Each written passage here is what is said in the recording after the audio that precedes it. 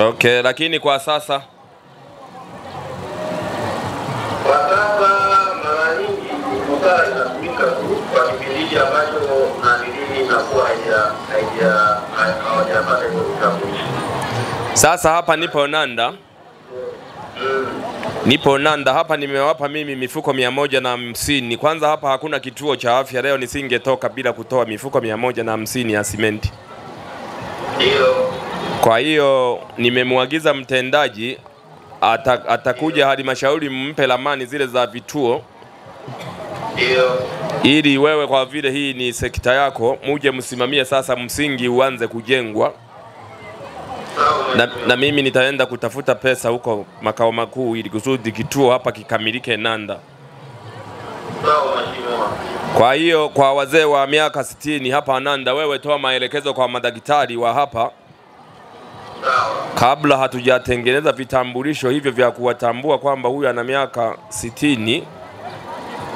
Busara umesema zinatumika, itumike sana busara kuwasaidia hapa wananchi wa Nanda ili kuwe na faida ya ziara yangu. Tumemaliza. Anasema daktari kwamba sheria zinasema miaka 60 matibabu ni bure, lakini inakuwaga changamoto kumtambua mtu. Kwa sababu watu sasa hivi unajua tunakunywa sana pombe. Mtu unaweza ukamkuta na miaka 40 ili ukazani ana miaka mingapi? 60. Ndio maana tumeleta sheria ya NIDA, watu wanajiandikisha kwenye NIDA ili kumjua mtu huyu alizaliwa mwaka gani, ana miaka mingapi. Lakini hii changamoto kumbi imeshatokea sana kwenye hii wilaya. Wanatengeneza utaratibu sasa hivi kila mzee apatiwe kitambulisho cha kwamba wewe tayari umeshafikisha miaka mingapi? 60. Kwa hiyo ukifika kwenye dirisha la daktari tu wanakutibu bure kwa sababu utambulisho utakuwa unao. Kielewa sasa waena? Nanda oye! La kituo cha afya. La kituo cha afya naomba nirudie kwa sababu linaulizwa. Niwaombe viongozi wa CCM kwa vile diwani hayupo na mtendaji hayupo. Tumezungumza masuala mengi kuanzia mle ndani. Na ndani niliahidi mifuko 100. Lakini nimeenda kwenye eneo na mimi nikalipenda, eneo ni kubwa. Nimeongeza mifuko 150. Itakuja hiyo mifuko. Muisimamie nyie kamati ya siasa ya hapa ambao mpo. Akija na diwani mumshirikishe. Kwa sababu yeye ndo mwenyekiti wa ODC. Watendaji wote wako chini yake. Na watu wote wako chini yake kata hii. Mtengeneze mpango. Mchanga uanze kusogea.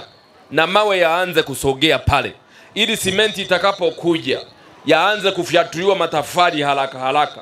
Kabla hatujaingia kwenye uchaguzi, natamani tuwe tumeshaanza hatua kumaliza msingi. Na mkifanya haraka ndani ya mwezi mmoja huu wa 5, nina imani mimi pesa hawataninyima, watanipatia pesa ili yaje yajengwe majengo hapo ya vituo vya afya. Sijui mnanielewa sasa. Kwa hiyo hamasishaneni wananchi wa Nanda. Kama mifuko 150 mimi ipo, mkiitaka hata kesho inakuja, sogezeni mchanga pale, mifuko ikuje, waanze watu kufyatua, kazi ifanyeje, iishe. Mimi mapungufu yangu, naomba hospitali tu ile ya huko. Maana tunasumbuka, wakianza kuzaa wazazi, paka wendi bora. Mimi hiyo tu basi. Kristina Lukinda. Asante sana mama, naomba tumpigie makofi mama jamani.